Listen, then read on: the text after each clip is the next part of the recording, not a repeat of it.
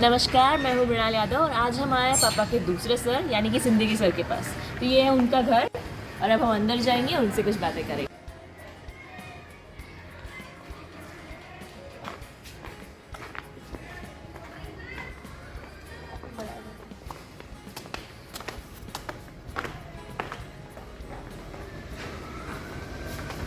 आइए, वेलकम।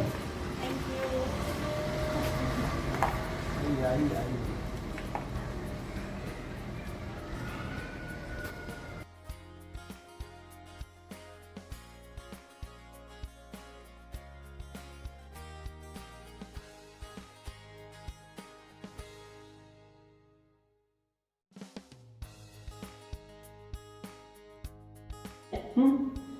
तो अभी हम आ गए हैं जिंदगी सर के साथ। ये है जिंदगी सर, इन्होंने हमें चाय भी पिलाई, चाय नाश्ता हो गया। चलिए इनके बारे में अभी कुछ जानते हैं।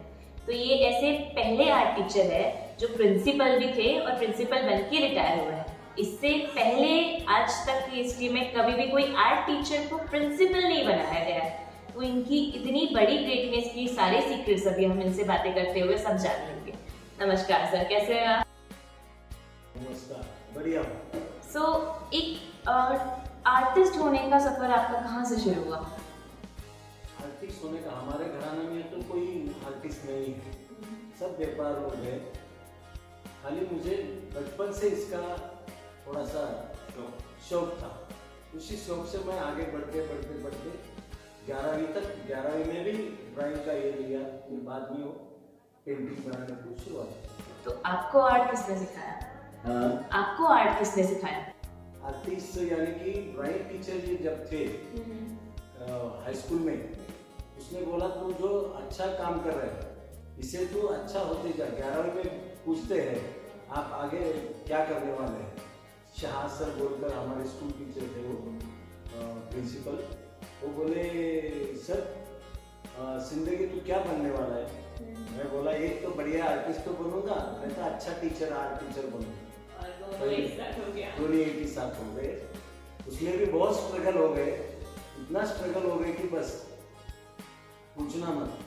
जब मैं स्कूल में जब आ गया उस टाइम पे खाली टीचर ही था, इन और जो टीचर थे उनके साथ बात करना तरीका, टीचर होने के बाद खाली आर्टिस्ट होने के बाद उसका ख्याल कि उसको भी आगे बढ़ाने का कोई ये रहता है ना उम्मीद, वो मैंने जगाया।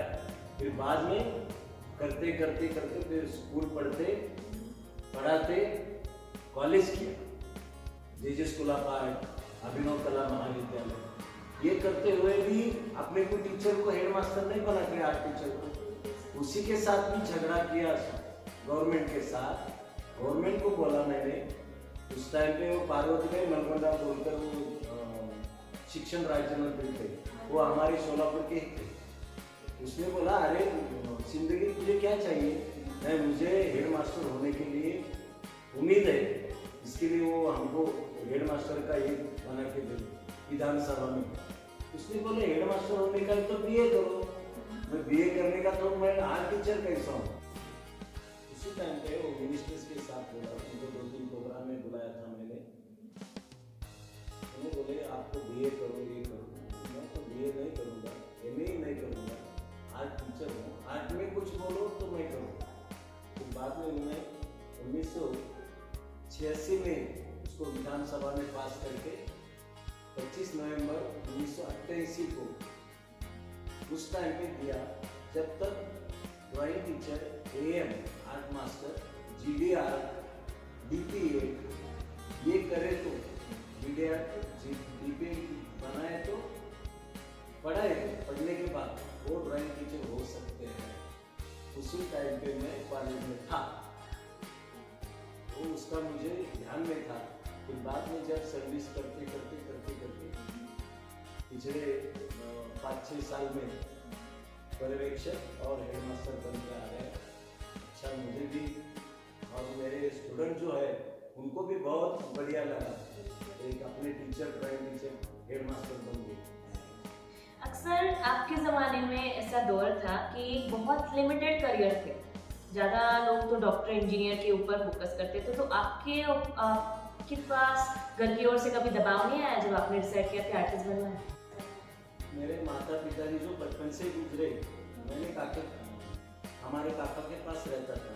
काका ने बोला हमारे घराने में कोई ऐसा कोई नहीं है, तेरा ड्राइंग अच्छा ठीक है, ये रंग वगैरह हमारे इधर मत लगो और आप ये करने का मत सोचो, हमारे व्यापार करने का है तो हमारे पास रहो या ना रहे तो भी चलेगी। बोल अरे बाप रे ऐसा क्यों, मेरे तो ख्याल वो टीचर बनने का, आर्टिस्ट बनने का है, आप ऐसा क्यों बोल रहे? नहीं ऐसा है तो नहीं मत करो। मैंने फिर भी वो व्यापार करते करते छोड़ दिया, फिर पुणे में आ गए। पुणे में आने के बाद वही टीचर का ये पुणे से पहले आप कहाँ रहते थे? सोलापुर।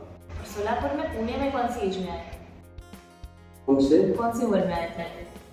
खाली 20-22 साल तक।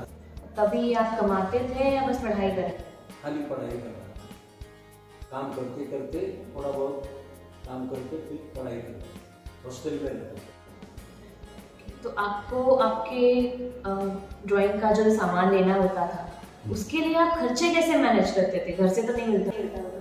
घर से तो पैसा नहीं मिलता था, स्त्री के दुकान में काम करो, कुछ पेंटिंग का, वो पब्लिक कैरियर का, वो ये बोर्ड बनाओ, कुछ तो बनाते। ऐसे रहने के बाद वो बोराना स्टोर्स बोलकर था उधर, वो बचपन में वो उनका बोराना का पिताजी जो थे वो बोले आप तो बहुत गरीब है, कुछ लगा तो लेके जा, फिर बाद में पैसे दे तो भी चलेगा। ऐसा मुझे बहुत मेरे फ्रेंड और स्टोर्स वाले ने मुझे बहुत ये किया, हेल्प की। अक्सर ऐसा होता है कि एक आर्टिस्ट को दूसरे आर्टिस्ट का पता लग जाता है, तो आपने जब पापा को पहली बार देखा था तो आपको पता चल गया था हाँ ये भी अपनी ही लाइन में आएंगे? 1985 में था, 82 में 5वीं कक्षा में पढ़ रहे थे हमारे पिताजी। उसी टाइम पे मुझे लगा इसका बातचीत करना, रहन सहन और फुल कॉन्फिडेंस में बोलना, और स्टूडेंट में जो था हाइट भी थे और बातों में भी करारी था। इसके लिए वो मैं बोला क्लास टीचर को, मैडम को, इसको ये बनाओ, क्या बोलते हैं, मॉनिटर बनाओ, स्कूल मॉनिटर बनाओ। क्यों बोले ऐसा क्यों, इसके पास भी कुछ है कला, अच्छी तरह से बात करेगा, अच्छी तरह से वो नाटक वगैरह कौन सा भी ले दो काम करता है। मेरे ड्राइंग में भी बहुत काम किया। तो आपने ड्राइंग सबसे पहले इन्हीं से सीखी? बात ऐसी है, इनसे हमारी पहली मुलाकात जो हुई ना, जैसे चौथी पास होता है, चौथी पास होके हम लोग जो 5वीं में जाते हैं तो स्कूल चेंज होता है, यानी प्राथमिक से हम माध्यमिक में आते हैं। तो 16 जून 1982 में के दिन, उस दिन पहले जो हमारे क्लास में आए वो सिंदगी सर थे। यानी जो पहले टीचर का जो पहला दर्शन होता है वो पहला दर्शन हमारा सिंदगी सर का हुआ था। 12:30 बजे जैसे घंटी बजी और हम लोग राह देख रहे थे कि हमारा टीचर कौन है, क्योंकि हम एक स्कूल छोड़ के दूसरे स्कूल में आए थे, यानी प्राथमिक से हाई स्कूल में आए थे। नया नया था। हाँ, उस टाइम पे अभी भी ये नहीं किए थे क्लास टीचर का। तब तक मुझे बोल दिया चलो आप जाओ, यहाँ पे 5वीं कक्षा में पहले दिन है, ठीक है। उसी से पहला इंट्रोडक्शन जो स्कूल में हुआ सुशीलाबाई वेलकर हाई स्कूल में, वो सिंदगी सर का हुआ। यानी आप हमारे पहले टीचर बोले तो ही चल सकता है। हाई स्कूल के ये पहले टीचर हमारे। बाद में हमें पता चला कि ये चित्रकारी सिखा रहे हैं, यानी आर्ट टीचर है। ये हमें बाद में उन्होंने बताया। पहला दिन भी हमारा बहुत अच्छा गया था। उस दिन पहले दिन ही उन्होंने हमें गाना वगैरह का सुनाया था, यानी सारे बच्चों में घुल मिल गए थे। सर की एक खासियत थी कि वो गाना भी बहुत अच्छा गाते थे, अभी भी अच्छा गाते हैं। मुझे वो गाना भी याद है, मोहम्मद रफी का गाना था, शोधीसी मानवा राहुई मंदिरी। वो गाना इन्होंने हमको सुनाया था, बच्चों ने वो ताल दिया था, तो उसमें तालियां बजी थी। तो वो एक माहौल जो पहले पीरियड का जो माहौल है वो बहुत मस्त बना था हमारा। तो आपसे ये पूछना चाहूंगी कि एज ए स्टूडेंट, एक स्टूडेंट की तरह पापा कैसे थे? शरारती थे या एकदम शांत तरह के थे? नहीं, बहुत शरारती। उसको सबसे जो है ना झूठा अच्छा नहीं लगता, स्पष्ट बोलते थे। किसी टीचर हो रहने दो, कोई स्टूडेंट रहने दो, कोई भी रहने दो, टेढ़ा चल गया तो उसको सीधा करने का तरीका। ऐसा कोई किस्सा आपको याद है कि आपने किसी टीचर से आपकी थोड़ी बहुत बहस हो गई होगी? मेरी हाँ। मेरी तो हर टीचर से बहस होती थी। अरे मैं 10th में था तब हमारे प्रिंसिपल से हमारी बहस हो गई थी। उनको तो मैंने मुंह पे बोल दिया था, सर आप नहीं सिखा पा रहे हैं तो दूसरे टीचर को अपॉइंट कीजिए।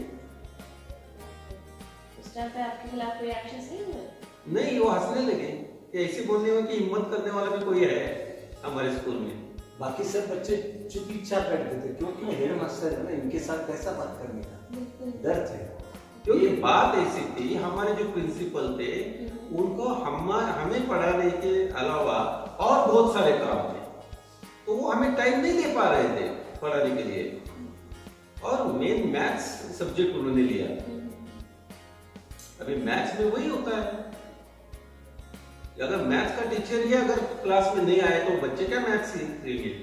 तो फिर उन्होंने क्या किया था कि उन्होंने क्लासेस लिए थे और हमको पूछा था कि आपको कौन से टीचर चाहिए जो आपको पढ़ाएंगे। फिर उन्होंने दोषी सर को अपॉइंट किया था हमें वो सिखाने के लिए, डोनसरे मैडम को अपॉइंट किया था भूमिति सिखाने के लिए, भावे सर इंग्लिश सिखाते थे। तो उन्होंने अपने क्लास में सिर्फ 10 या 20 रुपए महीने के हिसाब से उन्होंने क्लासेस चालू किए थे, क्योंकि उनके पास टाइम नहीं था हमारे लिए। आज वो नहीं है दुनिया में, लेकिन उनकी यादें बहुत है हमारे साथ। उन्होंने सपोर्ट भी हमें अच्छा किया था लिमय सर ने। ज्यादा पढ़ाने के लिए वो शाम को स्कूल में ही इंतजाम किए थे। शाम को? शाम के टाइम पे उस टाइम स्कूल हुआ करती थी?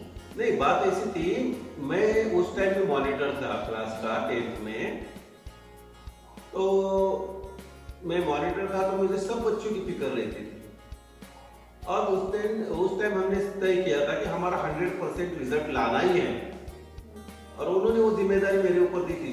क्या चाहिए वो तो देंगे हम लड़कों को, लेकिन हमारा 100% रिजल्ट आना चाहिए। तो मैंने जो जो डिमांड उनको की थी वो उन्होंने पूरी की थी।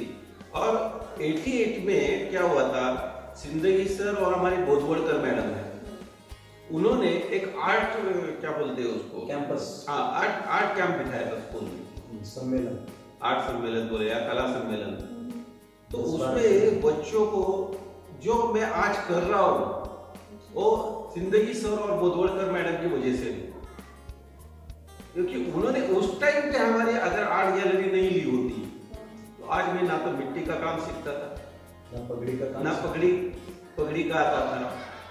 यानी ये जो मैं आज जो भी हूँ वो सिंदगी सर और बोधवड़कर मैडम, उन्होंने बहुत मेहनत की थी उस टाइम पे हम लोगों को। 10-15 दिन में हम करते थे काम। और सभी बच्चे लोग जो स्कूल में गैदरिंग में भाग नहीं लेते थे ना, वो सभी बच्चे मेरे पास आते थे।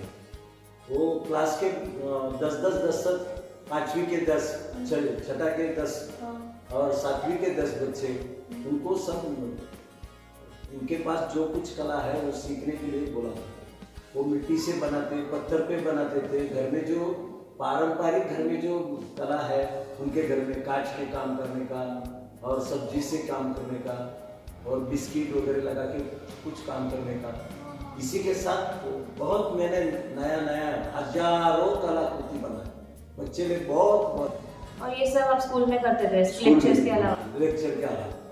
और इसकी आप कोई फीस नहीं लेते थे? कुछ फीस नहीं लेते थे, नहीं, रुपया भी नहीं है? 1 रुपया भी नहीं। ये तो कुछ भी नहीं। हमारे एलिमेंट्री और इंटरमीडिएट के जो एग्जाम्स होते थे, तो सर बालाजी नगर से वहां तक रोज हर संडे हमें सिखाने आते थे, और वो संडे के अलग से क्लास लेते थे हम लोगों का एलिमेंट्री और इंटरमीडिएट के लिए। उसका फी नहीं लेता, उसको भी फी नहीं, खाली वो जो परीक्षा का फी है उतना ही लेता। आजकल ऐसा तो होता नहीं है कि, सुना है मैंने टीचर्स लोग जो होते हैं वो स्कूल के अलावा क्लासेस लेते हैं एक्स्ट्रा पैसे कमाने के लिए। जी। आप उस तरफ में फ्री में कैसे नहीं लेते? हमारे जो माहौल है हमारे स्कूल के, सब गरीब बच्चे थे वहाँ पे। उन बच्चों को मैंने बाहर घूमने के लिए, पर्यटन के लिए लेके जाता था। उस टाइम भी बहुत गरीब बच्चे थे, उनका पैसा मैं भरता था। बाद में आने के बाद उनके पिताजी को बोल देता और आपकी सैलरी कितनी थी? सैलरी तो कोई सवाल ही नहीं था, मेरा सब लड़का भी भाग लेता था।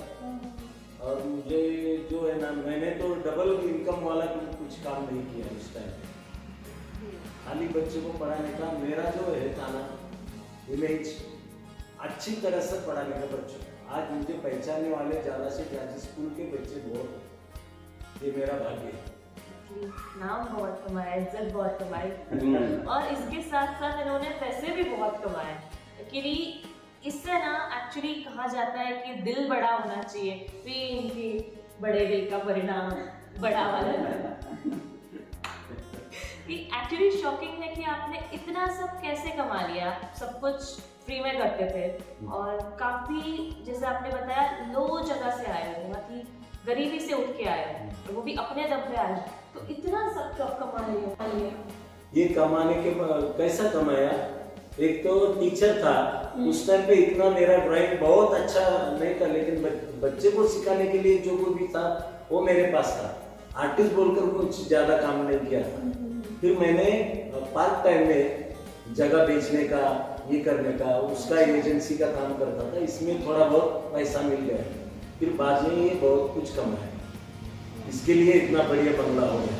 11 रूम का बंगला है, अच्छा है, और दिल का बंगला होना अच्छा है। सर की खासियत ये थी कि वो लोगों को बहुत कम पैसे में, यानी नॉमिनल पैसे में वो हमारी स्कूल की क्लिप निकाल देते। यानी सोचो उस जमाने में 86 में इन्होंने हमारे स्कूल के लड़कों को गोवा घुमाने लेके गए थे। 100 रुपए में, खाली 100 रुपए में नहीं, सॉरी 300 रुपए लिए थे उन्होंने सर ने, और 3 या 4 दिन का ट्रिप था वो। उसके फोटोग्राफ भी है और सबको 300 रुपए। आश्चर्य लगा था, सब सारे टीचर्स ये हो गए थे कि 300 रुपए में गोवा ट्रिप कैसे का अरेंज करेंगे, लेकिन इन्होंने मैनेज किया था। हमारे संस्था के चेयरमैन बोल रहे थे, अरे तू क्या टीचर है, क्या है, कहाँ रखते हैं बच्चे लोगों को, कहाँ घुमाते हैं, इतने सस्ते में कैसा तू करता है काम, मुझे लिख के दे बोलते। वो मैं लिख के देता था। लिख के देने के बाद जहाँ भी जाओ पहचान करके बच्चे लोगों को कोई ना नहीं बोलते थे, किधर भी जाओ। मैंने हुबली में रखा था ना, जाते वक्त हुबली में रुकने के बाद उसी रूम का उस टाइम का कितना, खाली 20 रुपए लिया। 50-60 बच्चों का कितना लिया तेने, खाली 20 रुपए लिया ट्रस्टी ने। और सुबह हमको नाश्ता खिलाते थे, शाम को आने के बाद ये देते थे, खाना खिलाते थे। इतना हमको बहुत, कहाँ भी जाओ मैंने सभी के एक साथ मिलकर वो सब अरेंजमेंट करता। अभी गोवा में इतना बढ़िया लॉज वगैरह हमको नहीं मिलता था, स्कूल वाले को बोल देता था मैं स्कूल का हमारे बच्चे लोगों को लेके आने वाला हूँ, नहीं अभी तुम कैसा आ गए, ऐसा कैसा, खाली खत भी नहीं लिखा, नहीं ऐसा ही आ गया। मैं मड़गांव में आ गया, हमारे साथ वो भावेश सर, त्रिभुवन सर सब कुछ थे। वो बोले जिंदगी ऐसा कैसा, रुको मत, कुछ तकलीफ हो तो मैं हूँ ना, ऐसा ही बोलने वाला। और डेयरिंग से रहन सहन का सब अच्छा करता था, इसके लिए सस्ते में ट्रिप हो जाए। पहचान बहुत बड़ी है मतलब आपकी हमेशा से, आज भी पुणे में उनका इतना नाम है कि एक कॉल पे अगर कोई भी प्रॉब्लम आती है तो इनके लिए खड़े होने वाले बहुत है। और ऐसे नहीं है बेसिक है, बड़े बड़े दर्जे के लोग बहुत ज्यादा है। और सर सबको आपने सिखाया है, इतनी रेपुटेशन आपने कैसे इकट्ठा की? कई बच्चे लोग मेरे पास स्टूडेंट जो है वो बोलते हैं सर आप खाली ड्राइंग सिखाया नहीं, हमने ड्राइंग के अलावा जिंदगी में जीने का कैसा वो भी सिखाया, इसीलिए आपको हम चाहते हैं। और हमें लीडरशिप सिखाई, लीडरशिप सिखाया। और जो भी बच्चे लोग जो बहुत ये रहते ना डैशिंग वाले, वो ऐसे बच्चे लोगों को मैं संभालता, झगड़ा करने वाले कैसे भी, उनको थोड़ा सा क्या उनको लीडरशिप दिया ना, वो अच्छे काम करते हो। पापा आज आपके सक्सेस का सीक्रेट यही है? हाँ, जिंदगी सर है, बोधवरकर मैडम है, हमारे सारे टीचर। हाँ, लेकिन आर्ट लाइन में जो मैंने सक्सेस कमाया इसके लिए जिम्मेदार ये दोनों ही है। आज बोधवरकर मैडम नासिक में, सर मेरे पास है। वो हस्तकला में यानी क्राफ्ट में। वैसे तो चिटनीस सर का जो गणित था वो भी मेरे काम आता है, डोलसे मैडम का भूमिति था वो भी काम आता है। त्रिभुवन सर ने हमें ड्रामा और स्टेज डेयरिंग सिखाया, वाणी उच्चार सिखाया, वो भी काम आता है। यानी जो कुछ भी वो भी टीचर्स की वजह से, ऐसा बोल सकते हैं। राइट। सो आप दोनों एक आर्टिस्ट है, क्या यही एक वजह है कि आप दोनों का इतना बड़ा जनरेशन गैप होने के बाद भी आप अभी भी एक साथ आते हो? क्योंकि बचपना जो है ना वो अलग रहता है, बड़ा होने के बाद ये हमारा फ्रेंड हो जाते हैं। हाँ। इसीलिए हम हमारा वो बराबर माहौल जमता है, वो उसी टाइम का वो देखने का तरीका अलग रहता है, और अभी ये बड़ा होने के बाद उस टाइम पे देखने का अलग रहता है। इसीलिए हमारे वो फ्रेंड बन जाते हैं और वो संपर्क में आते हैं। कोई स्कूल में कोई प्रोग्राम रह गया, कुछ रह गया, फिर वो बच्चे लोग एक साथ आ जाते हैं, पूछते हैं सर आप कहाँ रहते हैं, क्या नहीं, क्या करते हो, कुछ करते हैं, अभी रिटायर हो गए, प्रिंसिपल होने के बाद अभी क्या करते हैं। इसी के साथ वो माहौल में ज्यादा से ज्यादा बच्चे लोग नजदीक। तो सर जैसे कि आपने बोला आपके पापा के साथ बहुत ही अच्छी यादें हैं, तो आपके हिसाब से आपके पापा के साथ सबसे अच्छी याद कौन सी है? सबसे अच्छी जो है ना वो ये क्या सम्मेलन रहता ना, कला सम्मेलन में, उसी टाइम को एक बार क्या हो गया, जब मैं हेड मास्टर था उसी टाइम में एक सम्मेलन बनाया 10-12 दिन का। उस टाइम पे वो मैंने बोला वो अपना ये संदीप गायकवाड़ तो है, आपका नाम पूछा मैंने, क्यों? क्योंकि पगड़ी बनाने का जो है वो बच्चे लोगों को सिखाओ, ये गरीब लोग हैं इनको फेटा बांधने का, ये करने का वो सिखाया, और उसके साथ दूसरा कुछ सिखाने का है तो भी सिखाओ। आप अभी पास स्टूडेंट होने के बाद भी उसमें वो बच्चे सिखाने के, उसके लिए वो ज्यादा नजदीक आ गए उसी टाइम से। फिर हमने बहुत यादें हैं हमारे पास, बहुत यादें हैं, क्योंकि वो जो प्रोग्राम हुआ था बहुत एक्चुअली सर का आखिरी साल था, सर रिटायर होने वाले थे, तो ऐसी बात हुई संदीप गायकवाड़ की और मेरी की सर आपल्याला आता रिटायर होणार आहे आणि आपण काहीतरी करायचं सरांसाठी। तो हमने वो कला नगरी बिठाई थी, आयोजन किया था कला नगरी का। तो उसमें कैसे था कि संदीप गायकवाड़ ने फाइनेंस जमा किया था, क्योंकि पैसे हम स्कूल से एक भी पैसा लेने नहीं वाले थे, पूरा खर्चा हम लोग करने वाले थे। तो संदीप गायकवाड़ ने फाइनेंस वगैरह जमा किया, फिर सर से बात की कि हम लोग ऐसा ऐसा करना चाहते हैं। फिर बगाड़ी बाई जो दूसरी प्रिंसिपल थी लड़कियों के स्कूल की, उनसे बात की कि लड़की और लड़के दोनों का एक मिला के हमने वो कला नगरी बनाई थी। कला नगरी में इतना अच्छा था ना, वो वॉल पर पेंटिंग भी बनाए, बहुत बढ़िया पेंटिंग बनाए। वो टीवी वाले खुद आ गए, पेपर वाले भी खुद आके देखे कि इतना काम करते हैं। अभी हेड मास्टर होते ही आप करते हैं, बच्चे के साथ भी काम करते हैं, बच्चे भी आपके साथ काम करें। ये हमारे पास स्टूडेंट है और अभी का भी बच्चे लोग ये सब मिलकर काम कर रहे हैं। जाते जाते जो सर ने काम किया कि अभी स्कूल में वो यादगार बन गया कि जैसे एंट्री करते वहां पे आपको बाहर भी डिजाइन नजर आएंगे, दीवार पे पेंटिंग्स किए हुए हैं। उसके बाद आप अंदर जाते हो तो लेफ्ट साइड में पहले सर का एक फलक का पेंटिंग नजर आता है, फिर पूरी दीवार पे सर ने पेंटिंग करवाई, साइड चित्रलीला के कुछ स्टूडेंट्स आए थे उनसे। फिर पूरे जो स्कूल का रूप था वो सर ने जाते जाते चेंज कर दिया पूरा। वो सर का आखिरी साल था, इसलिए हमने भी बहुत एंजॉय किया। उसमें मैंने लोगों को मूर्ति बनाना सिखाया, बच्चों को पेपर की मूर्तियां कैसे बनाते वो सिखाया, आकाश कंदील कैसे बनाते वो सिखाया, गणपति कैसे गणपति बनाना सिखाया, फिर धागे से पेंटिंग सिखाया, धागे से पेंटिंग कैसे करते हैं, फिर क्या बोलते हैं पेपर के अलग अलग तरीके से बहुत 20-25 ऐसा नया सिखाया। उसी का प्रदर्शन ही भरा है, उसका शूटिंग भी हो गया, शाम टीवी पर भी दिखाया गया। उस साल मैंने हमारे यहाँ आल्पोहार होता है स्कूल का गैदरिंग होने के दूसरे दिन, तो उस साल यानी 89 के बाद मैंने वो पहली बार वो आल्पोहार खाया था टीचर्स के साथ बैठ के।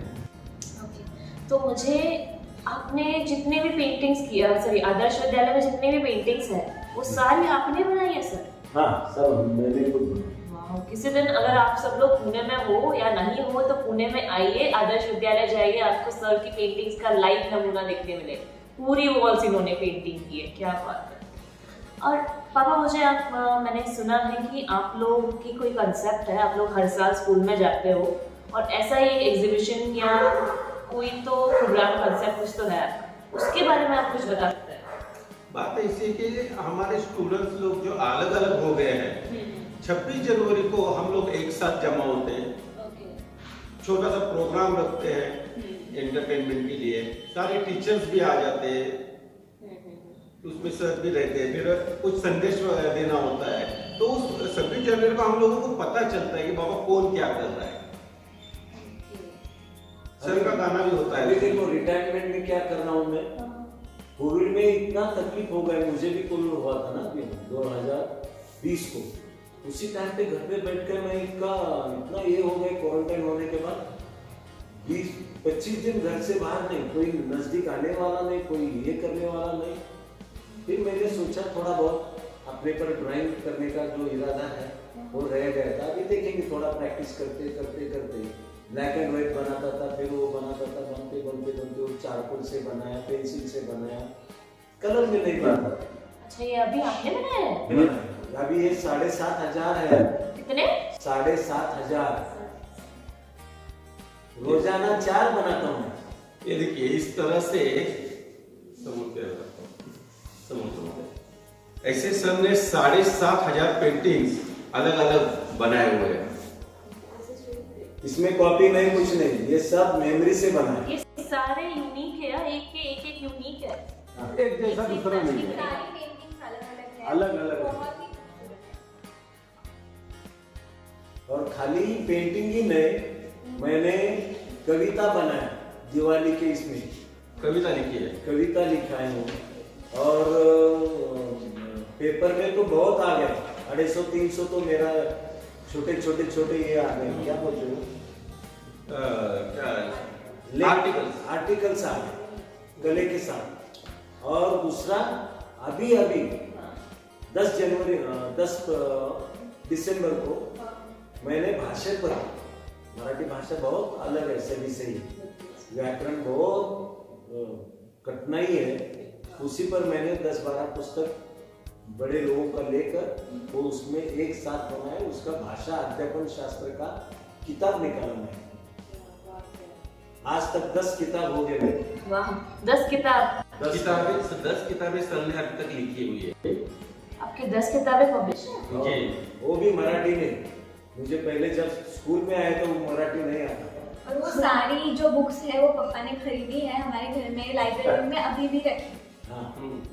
अब अभी देखिए सर के बारे में बोलने जाओ तो सर सिंगर है, सर चित्रकार है, सर कवि है, सर लेखक है, सर एक क्या बोलते हैं, एक अच्छे लीडर है, और बोलने जैसे एक अच्छे टीचर थे, अच्छे हेडमास्टर भी थे।